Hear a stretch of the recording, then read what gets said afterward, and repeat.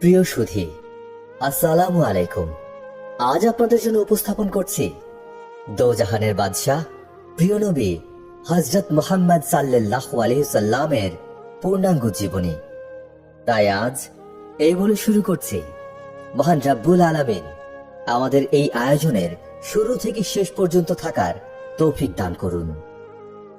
মহান রাব্বুল আলামিন তার ইবাদত করার উদ্দেশ্যে মানব জাতিকে সৃষ্টি করেছেন, কিন্তু অকৃতজ্ঞ মানুষগণ আল্লাহর ইবাদত ও উপাসনাকে বাদ দিয়ে পাপাচার ও অনাচারে মগ্ন হয়ে পড়ল।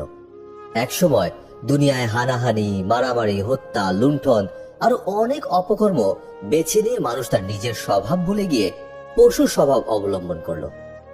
মানুষের পশুতে তখন আর কোনো পার্থক্য থাকলো না। তৎকালীন আরব দেশে এই পাপগুলো সবচেয়ে বেশি প্রসার লাভ করলো। সারা আরব জাহানে তখন দিনরাত শুধু পাপের স্রোত বয়ে চলত। পাপাচারে, অনাচারে, অন্যের অন্ধকারে গোটা আরব দেশ তখন ডুবে গিয়েছিল। ইতিহাসে আরবের এই যুগটিকে অন্ধকার যুগ বা আইয়ামে জাহিলিয়াতের যুগ বলা হয়ে থাকে। মহান রাব্বুল আলামিন সর্বপ্রথম সৃষ্টি করেছিলেন হযরত মুহাম্মদ মুস্তাফা সাল্লাল্লাহু আলাইহি সাল্লামের নূর। এই নূর হতে তিনি জিন, ফেরেশতা, দুনিয়া, আকাশ, বেহেশত, দোজখ অর্থাৎ সমস্ত মাখলুকাত সৃষ্টি করেন। আল্লাহ তাআলা হযরত আদম আলাইহিস সালামকে সৃষ্টি করে তার কপালে হযরত মুহাম্মদ সাল্লাল্লাহু আলাইহি সাল্লামের নূর স্থাপন করেছেন। অতঃপর আদম আলাইহিস সালাম হতে হযরত শীশ আলাইহিস সালাম, হযরত ইদ্রিস আলাইহিস সালাম, হযরত নূহ আলাইহিস সালাম, এইরূপে ক্রমশ একের পর এক করে হযরত ইব্রাহিম আলাইহিস সালামের নিকট এলো। তারপর ইব্রাহিম আলাইহিস সালাম হতে তার পুত্র হযরত ইসমাইল আলাইহিস সালাম এবং হযরত ইসমাইল আলাইহিস সালাম হতে বংশানুক্রমে ক্রমশ আব্দুল মান্নাফ হতে হাশিমের নিকট এলো। হাশিমের পুত্র আব্দুল মুত্তালিব, আব্দুল মুত্তালিবের পুত্র আব্দুল্লাহ। পর্যায়ক্রমে এই আব্দুল্লাহর নিকট এই নূর এলো। এই আব্দুল্লাহর ঔরসেই বিশ্বনবী হযরত মুহাম্মদ মুস্তাফা সাল্লাল্লাহু আলাইহি সাল্লাম জন্মগ্রহণ করেন। মহানবী হযরত মুহাম্মদ সাল্লাল্লাহু আলাইহি সাল্লাম ছিলেন হযরত ইসমাইল আলাইহিস সালামের বংশধর। তার বংশধরদের ভেতর কুরাইশ নামে একজন লোক ছিলেন। তার নাম অনুসারে তার বংশধর হতেই কুরাইশ বংশের উৎপত্তি।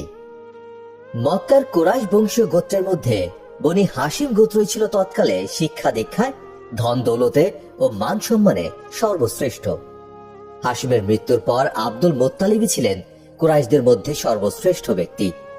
তিনি জীবনে বহু জনহিতকর কাজ করেছেন। তার মধ্যে সর্বাপেক্ষা উল্লেখযোগ্য কাজ ছিল জমজম কূপের আবিষ্কার এবং পবিত্র কাবা গৃহের সংস্কার। আব্দুল মুত্তালিবের সর্বমোট 10 জন পুত্র ছিল। তার মধ্যে 5 জন ছিলেন বিশেষ প্রসিদ্ধ, যেমন আব্দুল্লাহ, আবু তালিব, হামজা, আব্বাস ও আবু জেহেল। আব্দুল মুত্তালিবের পুত্রদের ভেতর আব্দুল্লাহ ছিলেন সর্বগুণে গুণান্বিত। তিনি বিয়ে করেছিলেন কুরাইশ বংশেরই অন্য একজন দলপতি ওয়াহাব লুহরের কন্যা বিবি আমিনাকে। বিবি আমিনাই ছিলেন আব্দুল্লাহর স্ত্রী এবং বিশ্বনবী হযরত মুহাম্মদ সাল্লাল্লাহু আলাইহি সাল্লামের মা। অতএব পিতামাতা উভয় দিক দিয়েই মহানবী হযরত মুহাম্মদ সাল্লাল্লাহু আলাইহি সাল্লাম ছিলেন সম্মানিত, সম্ভ্রান্ত কুরাইশ বংশীয়। বিবাহের সময় আব্দুল্লাহর বয়স ছিল মাত্র 24 বছর। বিবাহের কয়েক মাস পরে আব্দুল মুত্তালিব পুত্র আব্দুল্লাহকে একদল বণিকের সাথে ব্যবসায়ের উদ্দেশ্যে সিরিয়ায় পাঠালেন। তখন তার স্ত্রী বিবি আমিনা 6 মাসের গর্ভবতী ছিলেন। পয়গম্বরের পিতা হওয়া মহা সৌভাগ্যের কথা, কিন্তু পুত্রের মুখ দেখার সৌভাগ্য তার হলো না। সিরিয়াতে বাণিজ্য করতে গিয়ে ফিরে আসার সময় পথে তিনি অসুস্থ অবস্থায় মদিনায় একজন আত্মীয়র বাড়িতে আশ্রয় গ্রহণ করেন এবং সেখানেই তিনি পরলোক গমন করেন। স্বামীর অকাল মৃত্যুতে বিবি আমিনা এবং পুত্রের মৃত্যুতে পিতা আব্দুল মুত্তালিবের হৃদয় একেবারে ভেঙে গেল। তারা অত্যন্ত শোকার্ত হয়ে পড়লেন। মহানবী হযরত মুহাম্মদ সাল্লাল্লাহু আলাইহি সাল্লাম জগতে আবির্ভাবের পূর্বে বহু শুভ লক্ষণ সমূহ প্রকাশ পেয়েছিল। একদিন তার মা বিবি আমিনা স্বপ্নে দেখেন যে তার গর্ভের সন্তান মানব জাতির সর্দার হবেন। আরেকদিন তিনি জাগ্রত অবস্থায় দেখতে পেলেন তার গৃহ হতে একটি উজ্জ্বল আলোর শিখা নির্গত হয়ে দূর দূরান্ত পর্যন্ত আলোকিত করে ফেলল, যার ফলে বসরা, সিরিয়া, শাম প্রভৃতি দূরবর্তী দেশসমূহ তার চোখের সামনে ভেসে উঠল। ক্রমে তার গর্ভের সময় পূর্ণ হয়ে এলো। এই সময় এক রাতে তিনি স্বপ্নে দেখেন বেহেশতের এক ফেরেশতা, যার রূপে ঘর আলো হয়ে গেল। ফেরেশতা বললেন, বিবি আমিনা, আপনার মতো ভাগ্যবতী নারী দুনিয়ায় আর কেউ নেই। আল্লাহর রাসূল আপনার উদর থেকে জন্মগ্রহণ করছেন। আপনি তার নাম রাখবেন আহমদ। 12ই রবিউল আউয়াল সোমবার রাতে যখন বিবি আমিনার প্রসব ব্যথা শুরু হলো, তখন সে ঘরে কেউ ছিল না। হঠাৎ কোথা থেকে 4 জন অপূর্ব সুন্দরী রমণী তার কাছে এসে দাঁড়ালেন। তাদের রূপের আলোয় চারদিক উজ্জ্বল হয়ে উঠল, আর খুশবুতে ঘর ভরে গেল। তাদের দেখে বিবি আমিনা একটু ভয় পেলেন। তার ভয় দেখে তারা তাদের পরিচয় দিয়ে বলল, বিবি আমিনা, ভয় পাবেন না, আপনার সেবার জন্যই আমরা বেহেশত থেকে এসেছি। আপনি অত্যন্ত ভাগ্যবতী। আপনি খোদার বন্ধুর জননী হবেন। জান্নাতের এই শরবত পান করুন, আপনার সকল কষ্ট দূর হয়ে যাবে। বিবি আমিনা অবাক হয়ে শরবত পান করলেন। তার শরীর জুড়িয়ে গেল, মন আনন্দে বিভোর হয়ে উঠল। কোনো ভয় চিন্তা কিছুই রইল না আর। অধিকাংশ আলিম এ ব্যাপারে একমত যে নবী করিম সাল্লাল্লাহু আলাইহি সাল্লামের শুভ জন্ম ওই বছরের রবিউল আউয়াল মাসেই হয়েছিল, যে বছর বাদশাহ আব্রাহারের হস্তি বাহিনী বাইতুল্লাহ শরীফের উপর আক্রমণ করেছিল এবং আল্লাহ তাআলা আবাবিল তথা কয়েক ঝাঁক ক্ষুদ্র পাখি কর্তৃক নিক্ষিপ্ত পাথরখণ্ডের মাধ্যমে পরাজিত করেছিলেন, যার সংক্ষিপ্ত ঘটনা পবিত্র কোরআন মজিদে বর্ণিত হয়েছে। প্রকৃতপক্ষে হস্তি বাহিনীর পরাজয়ের ঘটনাও নবী করিম সাল্লাল্লাহু আলাইহি সাল্লামের শুভ জন্মের বরকত সমূহের ভূমিকা স্বরূপ ছিল। হাজ্জাজের ভাই মুহাম্মদ বিন ইউসুফের করতলে যে গৃহটি এসেছিল, সেটি ছিল নবীজি সাল্লাল্লাহু আলাইহি সাল্লামের জন্মস্থান। কোন কোন ঐতিহাসিক কথা লিখেছেন যে হস্তি বাহিনীর ঘটনা 571 খ্রিস্টাব্দের 20 এপ্রিল সংঘটিত হয়েছিল। এ থেকে এটি প্রতীয়মান হয় যে ঈসা আলাইহিস সালামের জন্মের 571 বছর পর নবী করিম সাল্লাল্লাহু আলাইহি সাল্লামের শুভ জন্ম হয়েছিল। 570 মতান্তরে 571 এসআই সনে রবিউল আউয়াল মাসের 12 তারিখ সোমবার ভোরে শিশু মহানবী হযরত মুহাম্মদ সাল্লাল্লাহু আলাইহি সাল্লাম দুনিয়ায় শুভাগমন করেন। তিনি যখন মাতৃগর্ভে ছিলেন, তখনই তার পিতা আব্দুল্লাহ ইন্তেকাল করেন। তাই তিনি জন্ম ইয়াতিম রূপেই ভূমিষ্ঠ হন। বিবি আমিনা এক সোনার চাঁদ শিশু কোলে পেলেন। চাঁদে কলঙ্ক আছে, ফুলে পতঙ্গ থাকে, আয়নায় দাগ পড়ে, কিন্তু এই মহামানব শিশুর শরীরে কোনো দোষ স্পর্শ করেনি। পরিষ্কার পরিচ্ছন্ন শিশু, অপূর্ব সুন্দর দৈহিক গঠন, সকল সুন্দরের মূল যে মহান রাব্বুল আলামিন। এই শিশু যে তাঁরই বন্ধু, তার নূরের ধারাতে যে শিশুর শরীর গড়া। আল্লাহর বন্ধু, রাসূলগণের রাজা, জগতের সেরা মানুষ দুনিয়ায় এসেই মধুর সুরে বললেন, লা ইলাহা ইল্লাল্লাহু। শিশুর মুখে এই মধুর স্বর শুনে বিবি আমিনা অবাক হয়ে গেলেন। বেহেশতের সুন্দরী রমণীরা বিদায় নিয়ে চলে গেলেন, আর সেই সময় আরেকখানা সাদা মেঘ ঘরে প্রবেশ করল।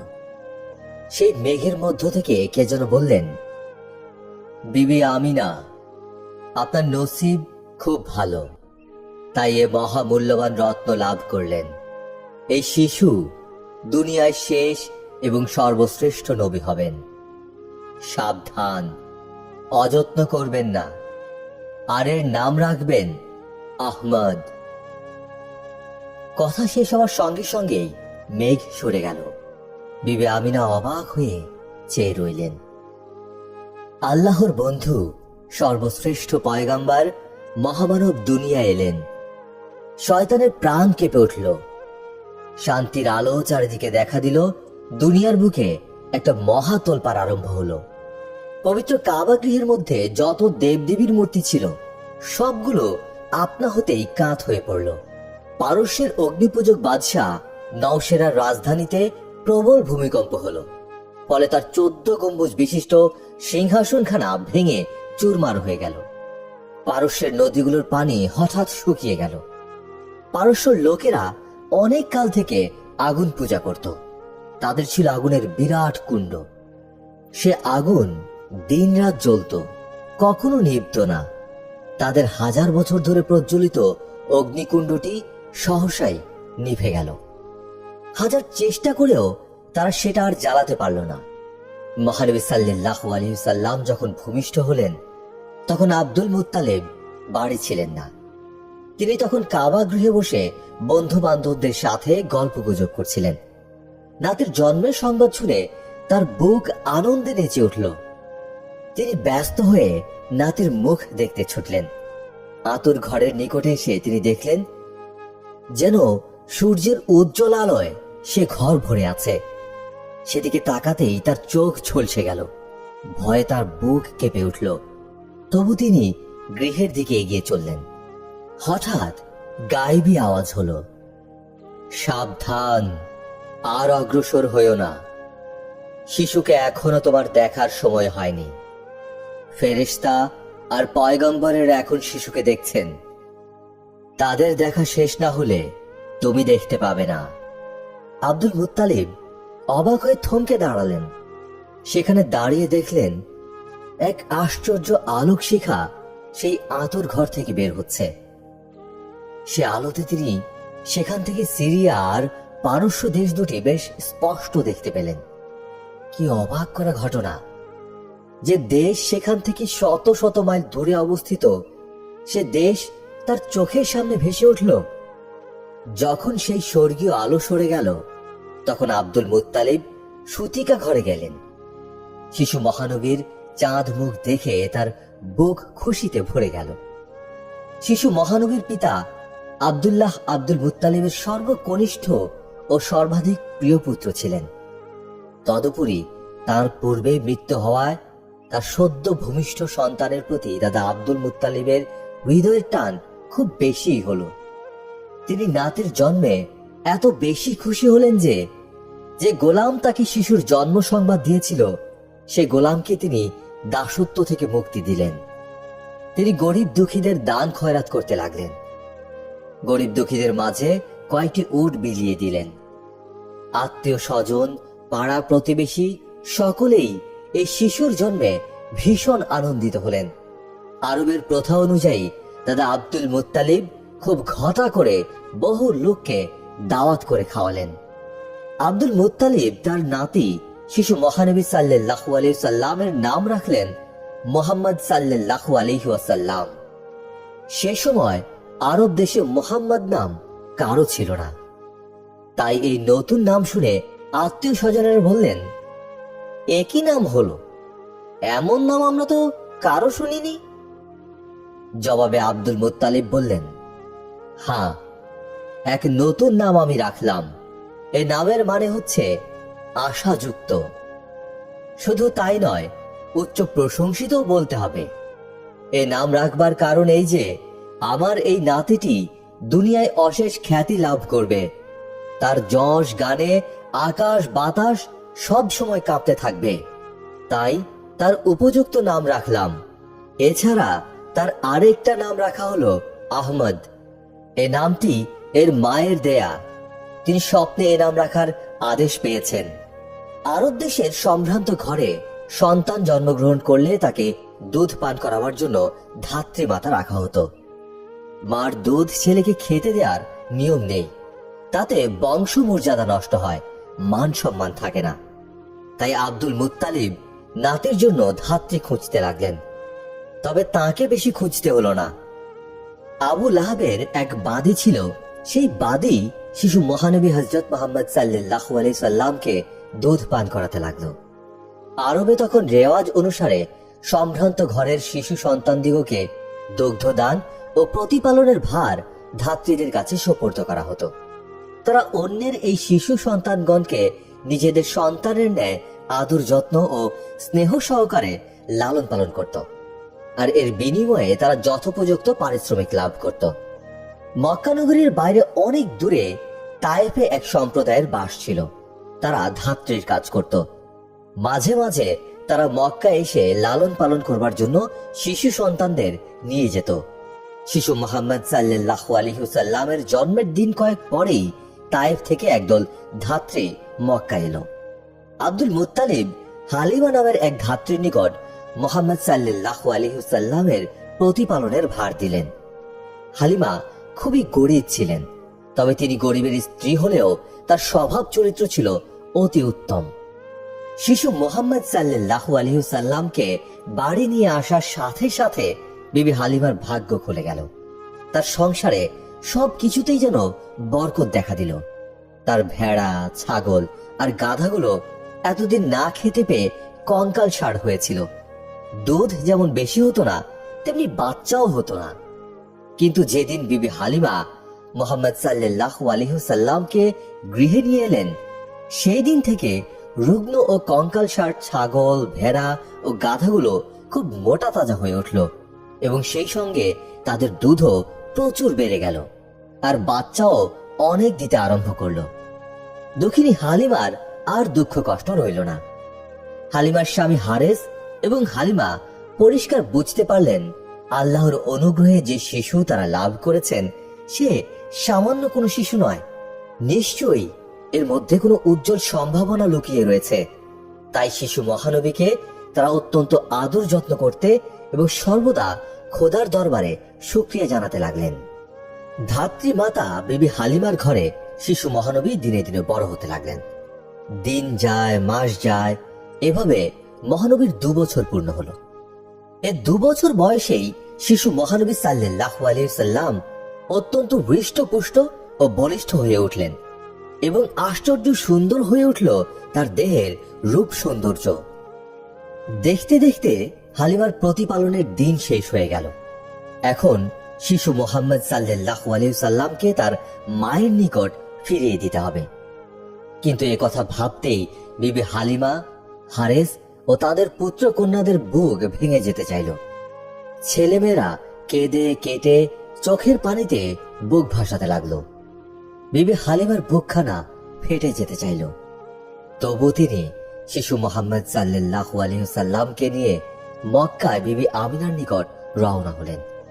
পথে তিনি এক মনে আল্লাহ পাকের কাছে প্রার্থনা করতে লাগলেন, হে খোদা, আমি যেন এ ছেলেকে আবার বাড়ি ফিরিয়ে নিয়ে আসতে পারি। আল্লাহ তাআলা বিবি হালিমার কথা কবুল করে নিলেন। সে বছর মক্কা নগরের আবহাওয়া খুব খারাপ হয়েছিল, লোকদের নানা রকম অসুখ হচ্ছিল। বিবি হালিমা শিশু মোহাম্মদ সাল্লাল্লাহু আলাইহি ওয়াসাল্লামকে তার জননী বিবি আমিনার কাছে নিয়ে এলেন।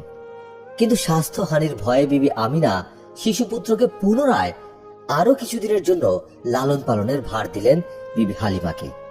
বিবি হালিমা খুশিতে আল্লাহর শুকরিয়া আদায় করতে করতে শিশু মোহাম্মদ সাল্লাল্লাহু আলাইহি ওয়াসাল্লামকে নিয়ে বাড়ি ফিরে এলেন।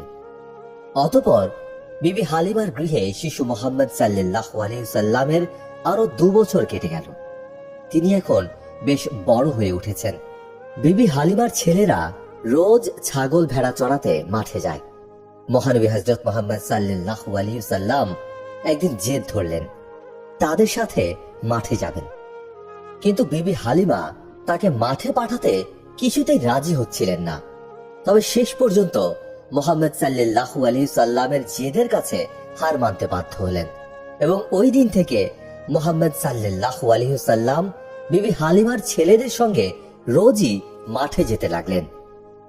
অন্য ছেলেরা মাঠে গিয়ে নানা রকম খেলাধুলা করতে থাকে, কিন্তু শিশু মহানবী হযরত মুহাম্মদ সাল্লাল্লাহু আলাইহি ওয়াসাল্লাম খুব উঁচু পাহাড়ের চূড়ায় উঠে সেখান থেকে সৃষ্টির শোভা দেখতেন।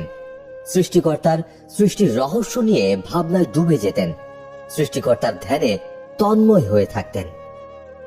একদিন বালক মুহাম্মদ সাল্লাল্লাহু আলাইহি ওয়াসাল্লাম মাঠে গিয়ে এক জায়গায় বসে সৃষ্টিকর্তার ধ্যান করছিলেন। সহসা কোথা থেকে 2জন ফেরেশতা আগমন করলেন। তারা শিশু মুহাম্মদ সাল্লাল্লাহু আলাইহি ওয়াসাল্লামের বুক চিরে ফেললেন।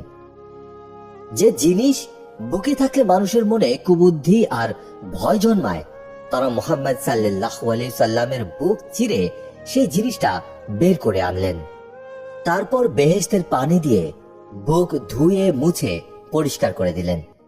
এরপর তার বুকখানা যেমন ছিল তেমনি রইল। তিনি কোনো ব্যথা বা কষ্ট পেলেন না।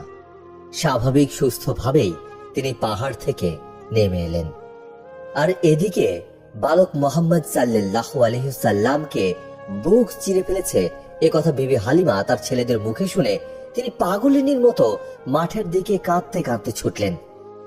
মাঠে গিয়ে তিনি মোহাম্মদ মোহাম্মদ করে উচ্চস্বরে ডাকতে লাগলেন। তার ডাক শুনে মোহাম্মদ সাল্লাল্লাহু আলাইহি সাল্লাম হাসি মুখে তার সম্মুখে এসে দাঁড়ালেন। তাকে পেয়ে বিবি হালিমা যেন আকাশের চাঁদ হাতে পেলেন। মোহাম্মদ সাল্লাল্লাহু আলাইহি সাল্লামকে বুকে জড়িয়ে তিনি বুক শীতল করলেন। বালক মোহাম্মদ সাল্লাল্লাহু আলাইহি সাল্লাম তার ধাত্রীমাতা বিবি হালিমার কাছে সমস্ত ঘটনা খুলে বললেন। সব শুনে বিবি হালিমার মনে খুব ভয় হলো। তিনি ভাবলেন, পরের ছেলে বড় হয়েছে, এখন আর মায়া করে তাকে আগলে রাখা ঠিক নয়। আবার কখন কি বিপদ ঘটবে কে জানে। এখন তাড়াতাড়ি ভালোই ভালোই যাদের ছেলে তাদের কাছে ফিরিয়ে দিয়ে আসাই উচিত। অতঃপর আর দেরি না করে শীঘ্রই বিবি হালিমা বালক মোহাম্মদ সাল্লাল্লাহু আলাইহি সাল্লামকে তার জননী বিবি আমিনার হাতে তুলে দিলেন। এতদিন পর কলিজার টুকরা হৃদয়ের ধন একমাত্র পুত্র সন্তানকে বুকে পেয়ে মাতা বিবি আমিনার হৃদয়ে আনন্দের জোয়ার এলো। তিনি ধাত্রী মাতা বিবি হালিমাকে অনেক টাকা করে পুরস্কার দিলেন।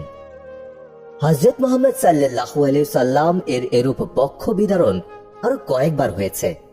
যেমন প্রথমবার ধাত্রীমাতা বিবি হালিমার গৃহে, দ্বিতীয়বার দ্বাদশ বর্ষ বয়ক্রমকালে, তৃতীয়বার নবুয়ত প্রাপ্তির প্রাককালে, চতুর্থবার মিরাজ রজনীতে সংঘটিত হয়েছিল। মা আমিনা তার নয়নের মণি পুত্র মোহাম্মদ সাল্লাল্লাহু আলাইহি সাল্লামকে বুকে জড়িয়ে ধরে আদর করেন। সহস্র চুম্বনে তার কচি গণ্ডদয় ভরে দেন। দাদা আব্দুল মুত্তালিব তার স্নেহের নাতিকে ফিরে পেয়ে আনন্দে আত্মহারা হয়ে যান। মা আমিনা পরম স্নেহ যত্নে পুত্রকে লালন পালন করতে থাকেন। বালক মোহাম্মদ সাল্লাল্লাহু আলাইহি সাল্লামের বয়স যখন 6 বছর, তখন মা আমিনা পুত্রকে সঙ্গে নিয়ে তার ভাইয়ের বাড়ি মদিনায় বেড়াতে গেলেন।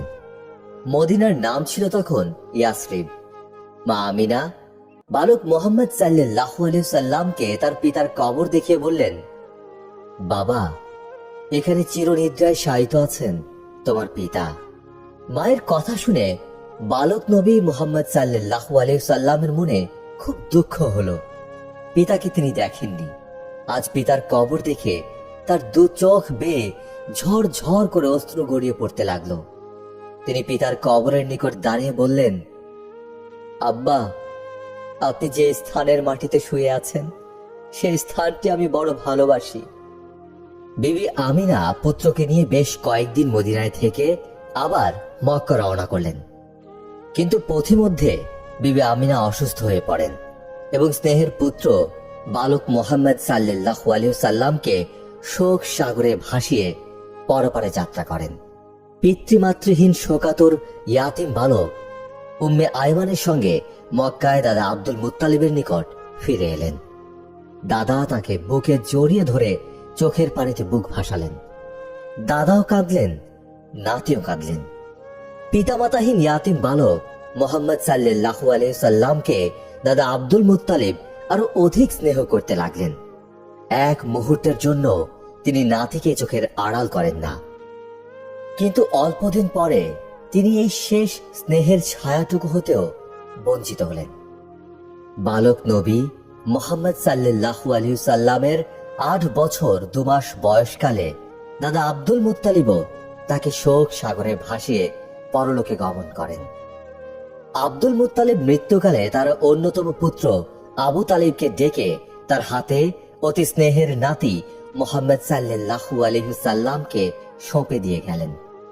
তিনি পুত্র আবু তালিবকে বিশেষভাবে বলে গেলেন এই ইয়াতিম বালকের প্রতি সর্বদা স্নেহের দৃষ্টি রাখতে। তিনি তাকে আরো বললেন, জেনে রেখো, মোহাম্মদ আমাদের বংশের চেরাগ, শুধু আরবের নয়, দুনিয়ার শ্রেষ্ঠ মানুষ হবে। তুমি তাকে সাবধানে রেখো। যেন কোনো কিছুতে কষ্ট না পায়। চাচা আবু তালিবের তত্ত্বাবধানেই মহানবী হযরত মুহাম্মদ সাল্লাল্লাহু আলাইহি ওয়াসাল্লাম বাল্যকাল হতে কৈশোরে এবং কৈশোর হতে যৌবনে পদার্পণ করেন। জীবনের বিপদ আপদে, সুখ দুঃখে এই চাচা আবু তালিবই ছিলেন তার একমাত্র বন্ধু ও হিতৈষী মুরব্বী। দিনের পর দিন চলে যায়। চাচা আবু তালিবের আশ্রয়ে একটু একটু করে বড় হতে থাকে বালক নবী মুহাম্মদ সাল্লাল্লাহু আলাইহি ওয়াসাল্লাম। সেকালে আরবে লেখাপড়ার তেমন চর্চা ছিল না, মক্তব মাদ্রাসা ছিল না। বালক নবী মুহাম্মদ সাল্লাল্লাহু আলাইহি ওয়াসাল্লাম বাল্যকালে লেখাপড়া শেখবার কোনো সুযোগ পেলেন না। আবু তালিব ভাইপোটিকে আপন ছেলের মতো ভালোবাসতেন, এক দণ্ড চোখের আড়াল করতেন না। কিন্তু তাকে লেখাপড়া শেখাবার তেমন আগ্রহ আবু তালিবের ছিল না। তবে বালক নবী মুহাম্মদ সাল্লাল্লাহু আলাইহি ওয়াসাল্লাম বাহ্যিক লেখাপড়া শেখার সুযোগ না পেলেও তিনি নির্জনে একা বসে সদা সর্বদা জ্ঞানের চর্চা করতেন। তার সমবয়সী ছেলেরা যখন খেলাধুলা এবং আমোদ প্রমোদে মেতে থাকত, তখন বালক নবী মুহাম্মদ সাল্লাল্লাহু আলাইহি ওয়াসাল্লাম গভীর ধ্যানে মগ্ন থাকতেন। বালক নবী মুহাম্মদ সাল্লাল্লাহু আলাইহি ওয়াসাল্লাম আপন মনে ভাবতেন দেশের কথা, দেশবাসীর কথা, বিবেক বুদ্ধি আচার ব্যবহারের কথা। কেন সবাই পুতুল পূজা করে? যে পুতুল শুনতে পায় না, চলতে ফিরতে পারে না, কথা বলতে পারে না, যার কোনো শক্তি নেই, কোনো গুণ নেই, যাকে মারলে, কাটলে, ভাঙলে সে নিজেকে রক্ষা করতে পারে না, সেই পাথরের মূর্তিকে মানুষ দেবতা বলে কেন? বালক নবী আরো ভাবতেন গরিবদের কথা, দুর্বল উপায়হীন গোলামদের উপর শক্তিমান ধনী প্রভুদের অত্যাচার নির্যাতন দেখে তার কোমল হৃদয় ব্যথায় ভরে যেত। তিনি হায় হায় করে উঠতেন। তার মনে শুধু প্রশ্ন উদয় হতো, কেন মানুষ এত নিষ্ঠুর? কেন তারা খুনাখুনি মারামারি করে? কেন মানুষ এসব অনাচার পাপাচার অন্যায় করে? জীবনের শান্তি, সমাজের শান্তি, দেশের শান্তি নষ্ট করে। চোখ থাকতেও কেন তারা অন্ধ হয়ে থাকে? কি উপায় করলে তাদের ভালো হয়, তাদের অন্ধত্ব ঘুচে যায়, তারা জ্ঞানের রাজ্যে প্রবেশ করে, আল্লাহ তাআলাকে চিনতে পারে? এসব ভাবনার মাঝে তিনি বিভোর হয়ে থাকতেন। বালক নবী সেই বয়সেই পুতুল পূজাকে যেমন অতি খারাপ বলে জানতেন, তেমনি মূর্তির সামনে যে পশু বলি দেয়া হতো তার গোশত পর্যন্ত তিনি কখনো খেতেন না। একদিন তিনি তার এক প্রতিবেশীর বাড়িতে দাওয়াত খেতে বসে জানতে পারলেন তাকে যে গোশত খেতে দেয়া হয়েছে সে গোশত বলির পশুর। একথা শুনেই তিনি খাওয়া ছেড়ে উঠে চলে এলেন। ছেলেবেলায় লোকে জ্ঞানের অভাবে কত অকাজ কুকাজ করে থাকে, কিন্তু বালক নবী তা ভুলেও কোনোদিন করেননি। বালক নবী বাহ্যত নিরক্ষর থাকলেও তার শিক্ষা দীক্ষার ভার স্বয়ং আল্লাহ তাআলাই গ্রহণ করেছিলেন। যে শিক্ষা লাভ করা মানুষের প্রয়োজন, সে শিক্ষায় তিনি জগতের যে কোনো মানুষ অপেক্ষা শ্রেষ্ঠ। তিনি দুনিয়ার যে কোনো মানুষ অপেক্ষা বেশি জ্ঞানী। আক্ষরিক জ্ঞান লাভের সুযোগ তার হলো না, কিন্তু তার চরিত্র গড়ে উঠতে লাগলো অতি সুন্দরভাবে। আল্লাহ পাকই তাকে দুনিয়াতে পাঠিয়েছেন শ্রেষ্ঠ ও উত্তম চরিত্রের ধারক হিসেবে। কাজেই তার স্বভাবে, চরিত্রে, স্বাতন্ত্র্য ও বৈশিষ্ট্যের নিদর্শন দেখা গেল শৈশব কৈশোরেই। তার কথাবার্তা, আচার ব্যবহারে সকলেই মুগ্ধ ও খুশি হতো। তিনি কোনোদিন মিথ্যা কথা বলেননি কিংবা কপটতার আশ্রয় নেননি। সরলতা তার প্রধান বৈশিষ্ট্য ছিল। সত্য, সততা, ন্যায়নিষ্ঠা, দয়াদানশীলতা, বিনয়, উদারতা প্রভৃতি গুণ তার মাঝে বাল্যকালেই দেখা গেল। একবার চাচা আবু তালিব ব্যবসার উপলক্ষে সিরিয়া যাওয়ার জন্য প্রস্তুত হলেন। কিশোর নবী মুহাম্মদ সাল্লাল্লাহু আলাইহি ওয়াসাল্লাম চাচার সঙ্গে যেতে চাইলেন। আবু তালিব স্নেহের সুরে বললেন, বাবা, সিরিয়া তো এখানে নয়, বহু দূরে। রাস্তায় কত দুঃখ কষ্ট পেতে হবে, বিদেশে কত বিপদের আশঙ্কা আছে। কেন তুমি অকারণ কষ্ট করতে যাবে? এখনো তুমি বালক, বড় হও, তারপর বিদেশ যেও। কিন্তু কিশোর নবী বারবার অনুরোধ করায় আবু তালিব ভাতিজাকে সঙ্গে নিয়েই সিরিয়া গমন করলেন। প্রখর রৌদ্রের ভেতর মরুভূমির ওপর দিয়ে এগিয়ে চলছেন আবু তালিবের সওদাগরী দল। কোথাও এতটুকু ছায়া নেই। কিন্তু কি আশ্চর্য, কিশোর মোহাম্মদ সাল্লাল্লাহু আলাইহি সাল্লামের মাথায় রোদ লাগছে না একটু। একখণ্ড মেঘ তার মাথার উপর ছায়া নিয়ে তার সঙ্গে সঙ্গে এগিয়ে চলছে। যথাসময়ে সওদাগরী কাফেলা এসে পৌঁছল বসরা নগরীতে। তারা একটা বড় গাছের নিচে বিশ্রাম গ্রহণ করতে লাগলেন। সেই সময় বসরা নগরীতে বহিরা নামক একজন খ্রিস্টান ধর্মযাজক ছিলেন। তিনি তাওরাত ও ইনজিল কিতাবে বিশেষ অভিজ্ঞ ছিলেন। তিনি ইনজিল কিতাবে শেষ পয়গম্বরের আবির্ভাব ও তার আকৃতি প্রকৃতি সম্বন্ধে অনেক কথা পাঠ করেন। বহিরার আস্তানা ওই বৃক্ষের নিকটেই ছিল। বহিরা লক্ষ্য করলেন একখণ্ড মেঘ কাফেলার উপর ছায়াদান করে আছে। কাফেলা ওই বৃক্ষতলে এসে থামার সাথে সাথেই ওই বৃক্ষ মাথা নত করে সালাম করল। ধর্মযাজক বহিরার মনে সন্দেহ হলো। তিনি কাফেলার লোকগণকে বললেন, ভাই সব, আমি সর্বদা আপনাদের মক্কার লোকদেরকে খেদমত করি ও মহব্বত করি। আজও আমি আপনাদের কিছু খেদমত করার ইচ্ছা করছি। অনুগ্রহপূর্বক আপনারা আজ আমার গৃহে আতিথ্য গ্রহণ করুন। আবু তালিব তার কাফেলার সবাইকে নিয়ে দাওয়াত গ্রহণ করেন। তারপর তিনি মোহাম্মদ সাল্লাল্লাহু আলাইহি সাল্লামকে মাল সামানা তত্ত্বাবধান স্বরূপ তাঁবুতে রেখে অন্যান্য সবাইকে নিয়ে দাওয়াত রক্ষার্থে বহিরা দরবেশের গৃহে গমন করেন। বহিরা দেখতে পেলেন যে কাফেলার সকলেই এসেছেন, কিন্তু ছায়াদানকারী মেঘখণ্ড আসেনি। এটা তাঁবুর উপরেই ছায়াদান করছে। তিনি তখন আবু তালিবকে জিজ্ঞেস করলে আবু তালিব বললেন যে মালের নিকট তার ভাতিজাকে পাহারায় রেখে অন্য সকলেই চলে এসেছেন। একথা শুনে পাদ্রী বহিরা বালক মোহাম্মদ সাল্লাল্লাহু আলাইহি সাল্লামকে নিয়ে আসার অনুরোধ জানালেন। আবু তালিব তখনই তাঁবু থেকে বালক মোহাম্মদ সাল্লাল্লাহু আলাইহি সাল্লামকে নিয়ে এলেন। বহিরা দেখলেন বালকটি আসার সাথে সাথে ওই মেঘখণ্ড চলে এসেছে। তখন তার আর বুঝতে বাকি রইল না যে এই বালকই হবেন সর্বশ্রেষ্ঠ এবং সর্বশেষ পয়গম্বর। বহিরা নবী মোহাম্মদ সাল্লাল্লাহু আলাইহি সাল্লামকে আহার করাতে করাতে তার সাথে অনেক আলাপ আলোচনা করেন। পাদ্রী বহিরা জানতে চাইলেন যে তিনি রাতে কি কি স্বপ্ন দেখে থাকেন। জবাবে বালক মোহাম্মদ সাল্লাল্লাহু আলাইহি সাল্লাম যে সকল আশ্চর্য স্বপ্নের কথা বর্ণনা করেন, তাতে পাদ্রী বহিরা বুঝতে পারলেন ইনিই হবেন আখিরি নবী। তিনি আরো নিঃসন্দেহ হওয়ার জন্য মোহাম্মদ সাল্লাল্লাহু আলাইহি সাল্লামের পৃষ্ঠদেশ পরীক্ষা করে দেখতে পেলেন যে তার পৃষ্ঠে নবুয়তের সিলমোহর অঙ্কিত আছে। তাতে পরিষ্কার আরবি ভাষায় লিখিত আছে, লা ইলাহা ইল্লাল্লাহু মুহাম্মাদুর রাসূলুল্লাহ। পাদ্রী বহিরা আবু তালিবকে ডেকে বললেন, আপনার ভাতিজা মোহাম্মদ সাল্লাল্লাহু আলাইহি সাল্লাম হবেন দুনিয়ার শেষ নবী। এর আগমনের আশাই জগতের ধার্মিক ব্যক্তিগণ প্রতীক্ষা করছেন, কিন্তু এদেশের খ্রিস্টান ও ইহুদিগণ এর পরম শত্রু। তারা তাকে চিনতে পারলে হত্যা করতে চেষ্টা করবে। আপনি তাড়াতাড়ি একে নিয়ে স্বদেশ ফিরে যান। পাদ্রী বহিরার কথা শুনে আবু তালিব যেমন খুশি হলেন তেমনি বিস্মিত হলেন। তিনি মালপত্র বেশ ভালো লাভে বিক্রি করে তাড়াতাড়ি ভাতিজা মোহাম্মদ সাল্লাল্লাহু আলাইহি সাল্লামকে নিয়ে দেশে ফিরে এলেন। কিশোর নবী মোহাম্মদ সাল্লাল্লাহু আলাইহি সাল্লাম 12 বছর বয়সের সময় একদিন তিনি মাঠে মেষ চড়াতে যান। হঠাৎ দেখতে পেলেন দুজন ফেরেশতা। ফেরেশতা দুজনের নুরানি চেহারা দেখে ভয় পেয়ে গেলেন তিনি।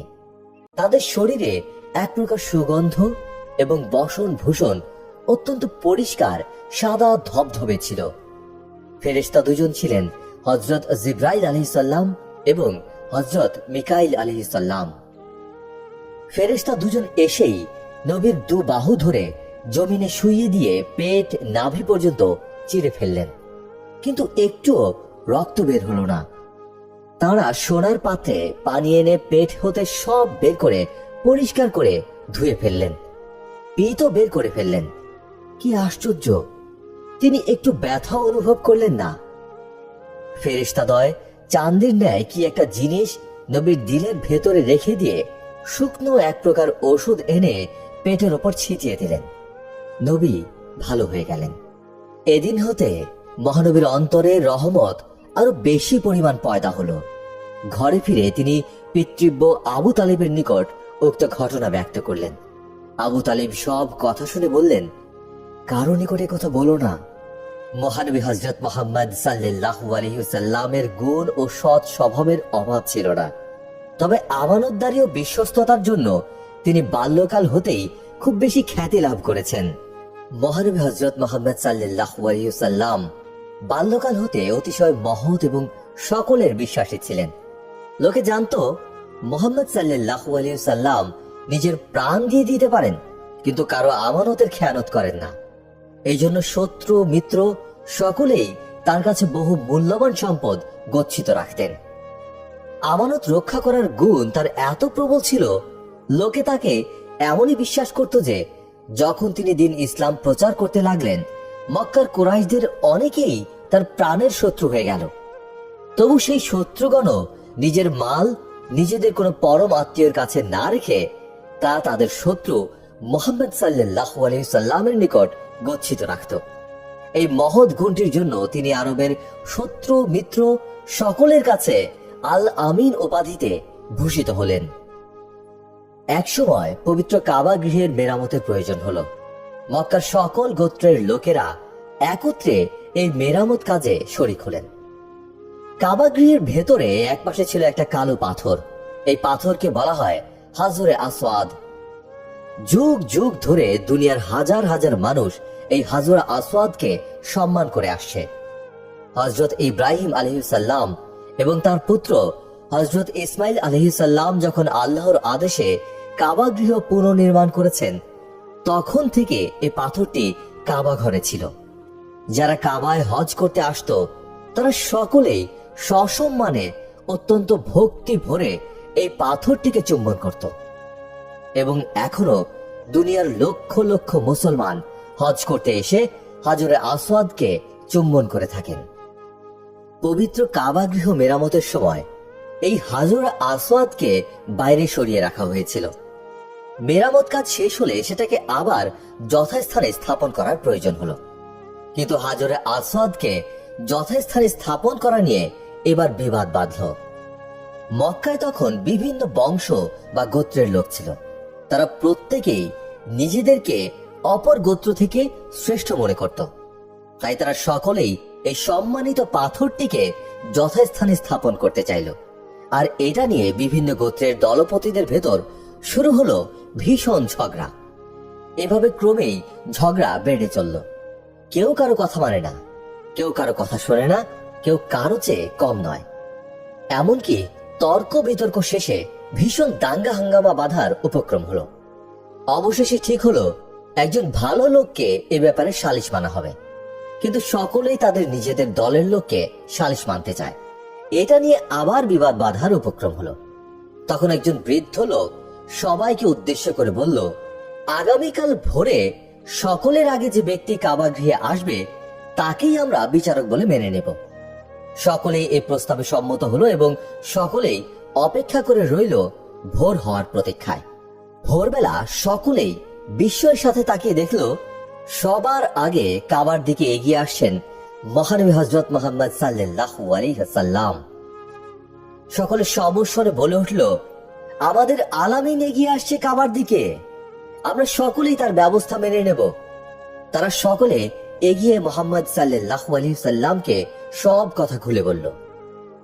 সকলের কথা শুনে মহানবী হযরত মুহাম্মদ সাল্লাল্লাহু আলাইহি ওয়াসাল্লাম একটু ভেবে তারপর তিনি নিজের চাদর মাটিতে বিছিয়ে তার উপরে কালো পাথরখানা স্থাপন করে সকলকে বললেন, মক্কার সব গোত্রেরই একজন করে দলপতি এসে এই চাদরের চতুর্দিকে ধরে নিয়ে যাও কাবা ঘরে। সকলেই তাতে খুশি হলো। সকলেই মেনে নিল আল আমিনের এই ব্যবস্থা। সকলে মিলে চাদর ধরে হাজরে আসওয়াদকে নিয়ে কাবা ঘরে গেল। তখন হযরত মুহাম্মদ সাল্লাল্লাহু আলাইহি সাল্লাম পাথরটা উঠিয়ে যথাস্থানে রাখলেন। এভাবে মহানবী কুরাইশ কাবিলাগুলোর মধ্যে আসন্ন যুদ্ধের আশঙ্কা দূর করে দিলেন। পাথর রক্ষিত চাদরটাকে সকলে ধারণ করায় সব গোত্রের গৌরব সমানভাবে রক্ষা পেল। সবাই মহানবীর এরূপ তীক্ষ্ণ জ্ঞানের পরিচয় পেয়ে শত মুখে তার অপূর্ব বুদ্ধিমত্তার প্রশংসা করতে লাগলো। মহানবী হযরত মুহাম্মদ সাল্লাল্লাহু আলাইহি সাল্লামের চাচা আবু তালিবের সংসারে পোষ্য ছিল অনেক, কিন্তু একা আবু তালিবের উপার্জনে সংসারে অভাব অনটন লেগেই থাকত।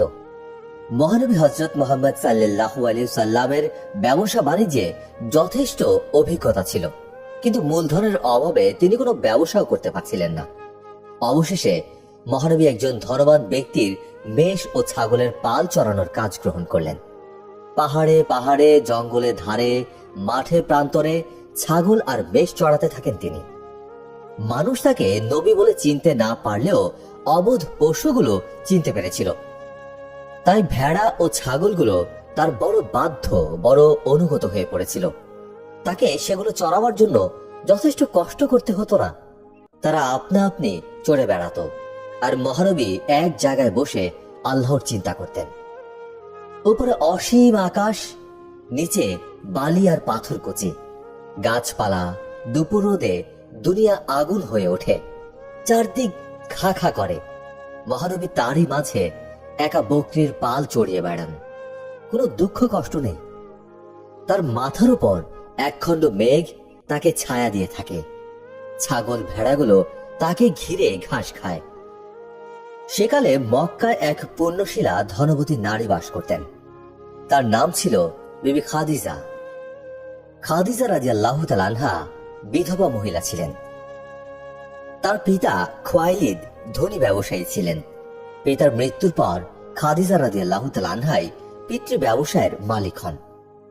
খাদিজা রাদিয়াল্লাহু তাআলা আনহার স্বামীর মৃত্যু হওয়ায় তার সম্পদও খাদিজা রাদিয়াল্লাহু তাআলা আনহার হাতে আসে।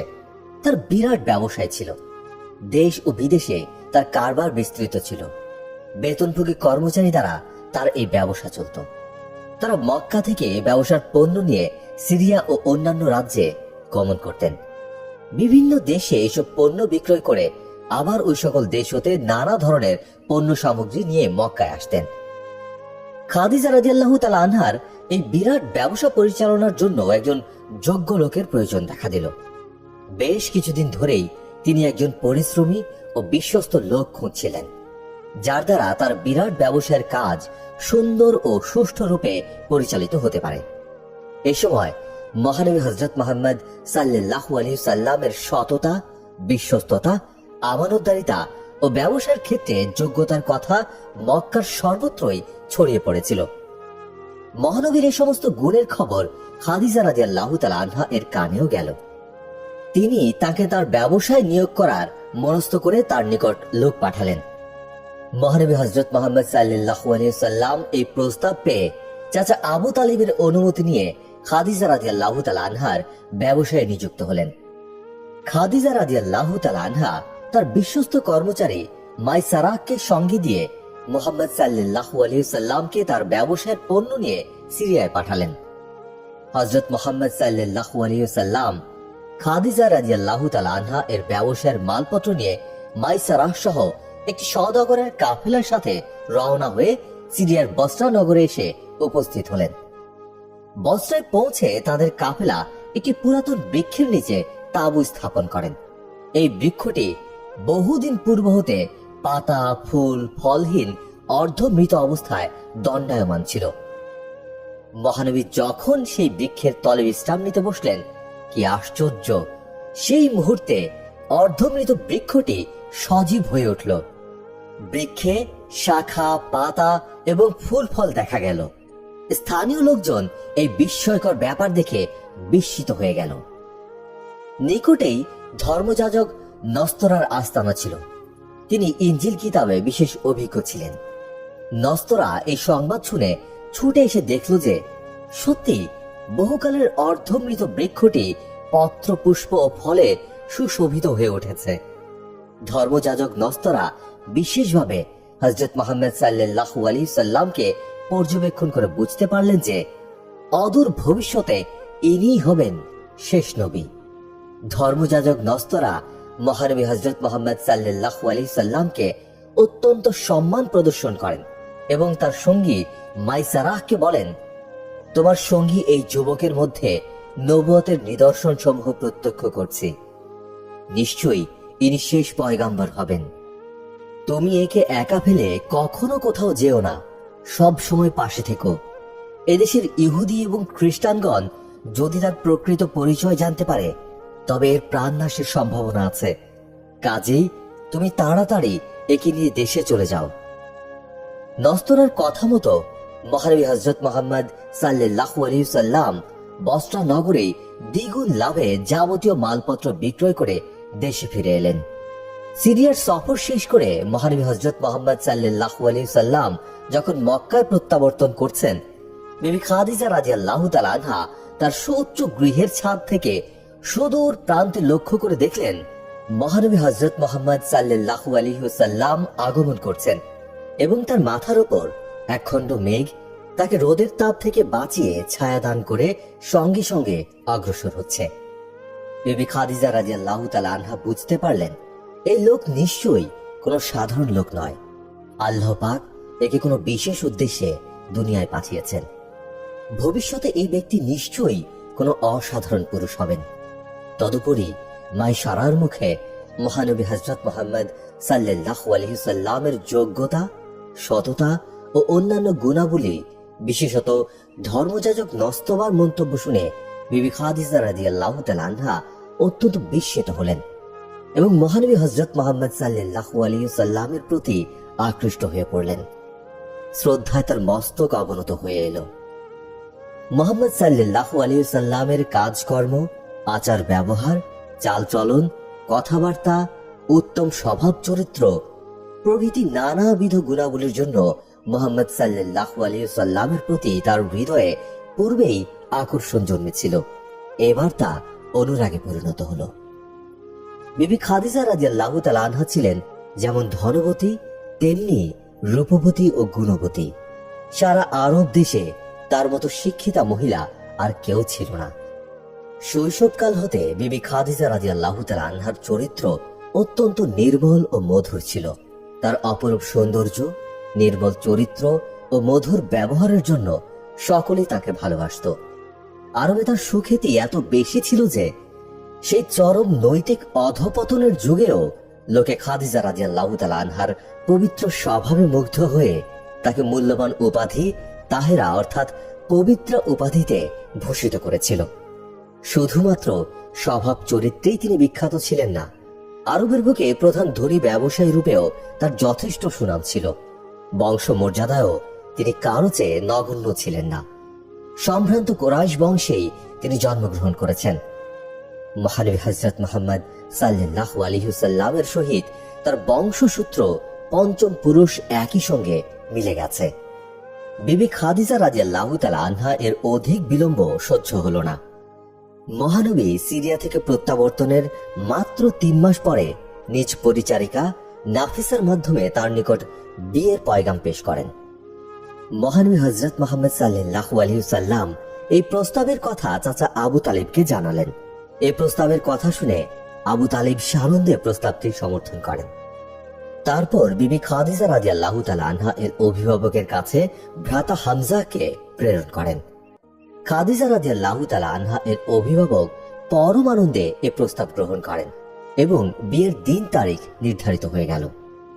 নির্ধারিত দিনে বিবি খাদিজা রাদিয়াল্লাহু তাআলা আনহা এর গৃহে পাত্র ও পাত্রীপক্ষের বেশ কিছু সংখ্যক আত্মীয় স্বজনদের উপস্থিতিতে মহানবী হযরত মুহাম্মদ সাল্লাল্লাহু আলাইহি সাল্লাম এবং বিবি খাদিজা রাদিয়াল্লাহু তাআলা আনহার বিয়ের কাজ সম্পন্ন হলো। এই বিয়ের কালে হযরত মুহাম্মদ সাল্লাল্লাহু আলাইহি সাল্লামের বয়স ছিল মাত্র 25 বছর এবং বিবি খাদিজা রাদিয়াল্লাহু তাআলা আনহার বয়স ছিল 40 বছর।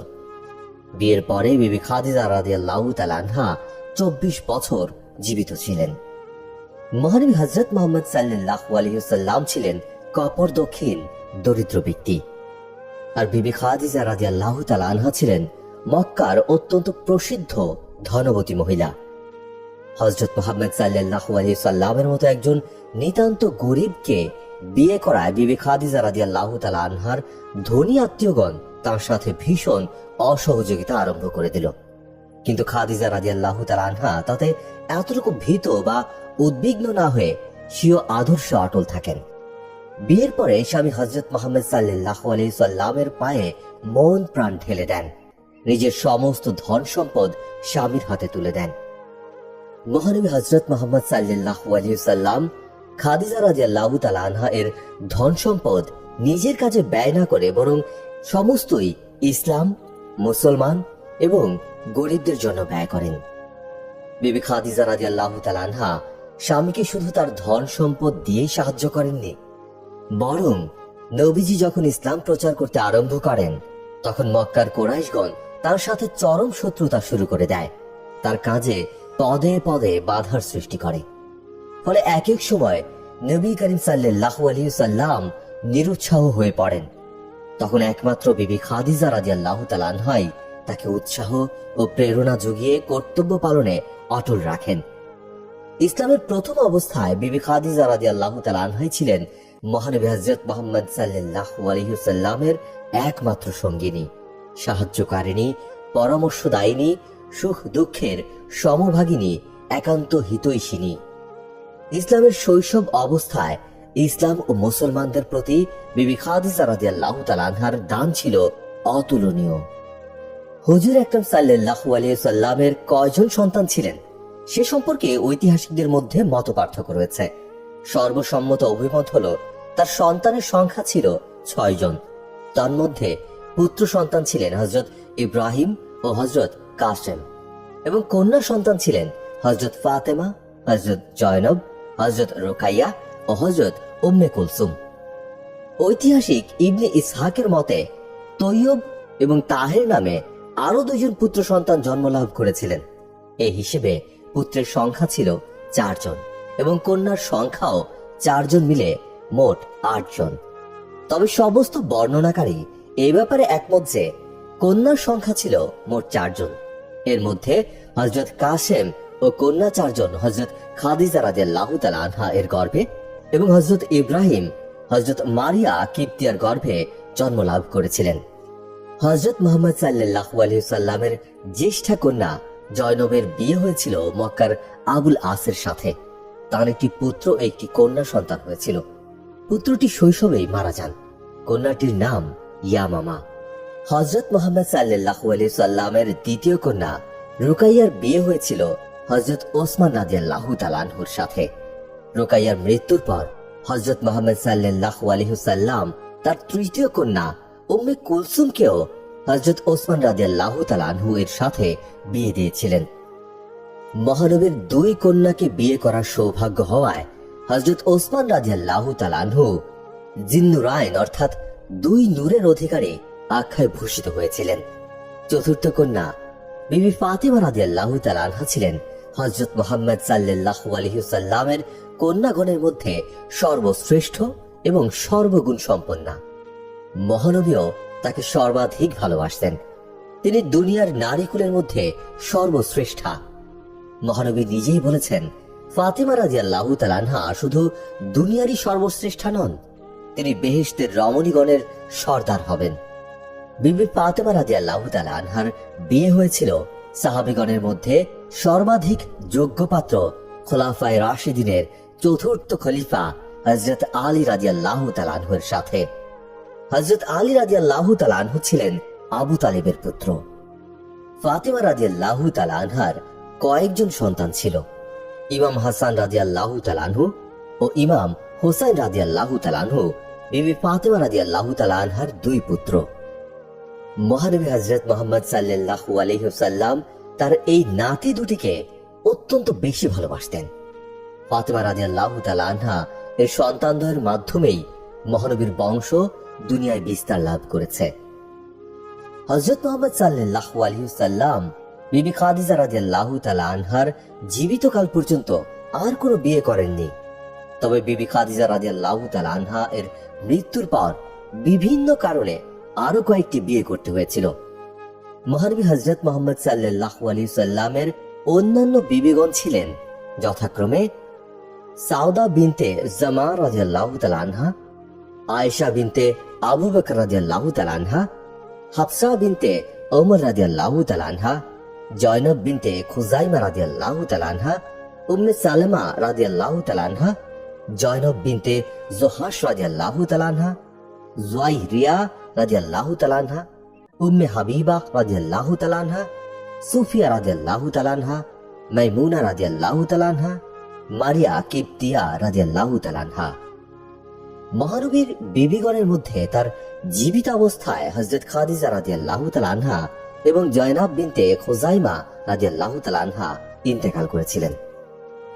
মহানবী হযরত মুহাম্মদ সাল্লাল্লাহু আলাইহি সাল্লাম পরলোকে যাত্রার সময় যে কজন বিবি রেখে ইন্তেকাল করেছিলেন তাদের ভেতর সর্বপ্রথম হযরত জয়নাব বিনতে জোহাশ এবং সর্বশেষে হযরত উম্মে সালামা রাদিয়াল্লাহু তাআলা আনহা পরলোক গমন করেন। বিবি খাদিজা রাদিয়াল্লাহু তাআলা আনহার সাথে বিয়ে বন্ধনে আবদ্ধ হওয়ায় মহানবী হযরত মুহাম্মদ সাল্লাল্লাহু আলাইহি সাল্লামের খাওয়া পড়ার চিন্তা দূর হয়ে গেল। এখন তিনি নতুন আলোর সন্ধানে মহাপ্রভুর ধ্যানে দিন রাত মগ্ন হয়ে থাকতেন। মহানবী প্রায়ই হেরা পর্বতের গুহায় যেয়ে আল্লাহর উপাসনায় মগ্ন হয়ে থাকতেন। কখনো কখনো তিনি ৩-৪ দিনেও বাড়ি ফিরতেন না। বিবি খাদিজা রাদিয়াল্লাহু তাআলা আনহা মাঝে মাঝে খাদ্য ও পানীয় দিয়ে আসতেন স্বামীকে। এইভাবে অনাহারে অর্থাহারে কঠোর সাধনায় মহানবী হযরত মুহাম্মদ সাল্লাল্লাহু আলাইহি সাল্লামের কেটে গেল ১৫ বছর। মহানবীর বয়স তখন ৪০ বছর। মহানবী হেরা পর্বতের গুহায় ধ্যানমগ্ন হয়ে আছেন। চারদিকে সন্ধ্যা ঘনিয়ে এসেছে। ঠিক এমন সময় হযরত জিবরাইল আলাইহিস সালাম মহানবীকে বললেন, মুহাম্মদ পাঠ করুন। হযরত মুহাম্মদ সাল্লাল্লাহু আলাইহি সাল্লাম উত্তরে বললেন, আমি তো পড়তে জানি না। জিবরাইল আলাইহিস সালাম আবার তাকে আলিঙ্গন করে বললেন, পড়ুন। মহানবী এবারও বললেন, আমি তো পাঠ করতে জানি না। জিবরাইল আলাইহিস সালাম আবার মহানবীকে আলিঙ্গন করলেন এবং সিনায় একটু চাপ দিলেন। তারপর বললেন, পাঠ করুন। আল্লাহর কুদরতে নবী করিম সাল্লাল্লাহু আলাইহি সাল্লাম এবার পড়তে সক্ষম হলেন। এভাবে নবীর উপর আল্লাহর কোরআন নাজিল আরম্ভ হলো। ৪০ বছর বয়সে মহানবী নবুয়ত লাভ করলেন। মহানবীর নবুয়ত প্রাপ্তির কিছুদিন পর জিবরাইল আলাইহিস সালাম এসে নবীকে নামাজ শিক্ষা দিয়ে গেলেন এবং নবীকে ইসলাম প্রচারের নির্দেশ দেয়া হলো। ফেরেশতা জিবরাইল আলাইহিস সালাম মারফত ইসলাম প্রচারের নির্দেশ পেয়ে নবী স্বীয় গৃহে গমন করে স্ত্রী বিবি খাদিজা রাদিয়াল্লাহু তাআলা আনহাকে বললেন, হে খাদিজা, আল্লাহ আমাকে ইসলাম ধর্ম প্রচারের জন্য নির্দেশ দিয়েছেন এবং তিনি আমাকে জানিয়ে দিয়েছেন, লা ইলাহা ইল্লাল্লাহু মুহাম্মাদুর রাসূলুল্লাহ, অর্থাৎ এক আল্লাহ ব্যতীত আর কেহ উপাসনার যোগ্য নেই এবং মুহাম্মদ সাল্লাল্লাহু আলাইহি সাল্লাম আল্লাহর প্রেরিত রাসূল।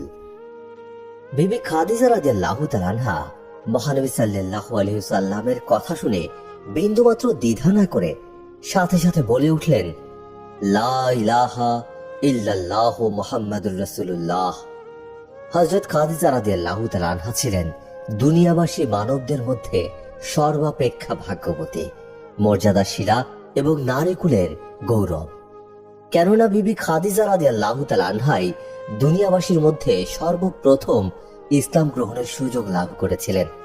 তারপর মহানবী হযরত মুহাম্মদ সাল্লাল্লাহু আলাইহি সাল্লাম ইসলামের দাওয়াত হযরত আলী রাদিয়াল্লাহু তাআলা আনহুর নিকট পৌঁছানো মাত্র তিনি সানন্দে ইসলাম গ্রহণ করলেন। এই সময় তার বয়স ছিল মাত্র 9 বছর। তারপর ইসলাম গ্রহণ করলেন হযরত খাদিজা রাদিয়াল্লাহু তাআলা আনহার পালক পুত্র যায়েদ। তারপর আবু বকর রাদিয়াল্লাহু তাআলা আনহু এর নিকট ইসলামের দাওয়াত জানালে তিনিও এতটুকু মাত্র দ্বিধা না করে সাথে সাথে ইসলাম গ্রহণ করলেন। প্রথম 3টি বছর কিছুটা গোপনেই মহানবীর ইসলাম প্রচার এগিয়ে চলল। 3 বছর অতিবাহিত হওয়ার পর আল্লাহ তাআলা নবীকে প্রকাশ্যে ইসলাম প্রচার এবং স্বীয় আত্মীয় বর্গকে ইসলামের দাওয়াত জানানোর নির্দেশ দিলেন। মক্কার অদূরেই সাফা পর্বত অবস্থিত। হযরত মুহাম্মদ সাল্লাল্লাহু আলাইহি ওয়াসাল্লাম নবুয়ত প্রাপ্তির 3 বছর পর একদিন সেই পর্বত শৃঙ্গে আরোহণ করে মক্কার লোকজনকে আহ্বান করলেন। তারা সকলে পাহাড়ের পাদদেশে সমবেত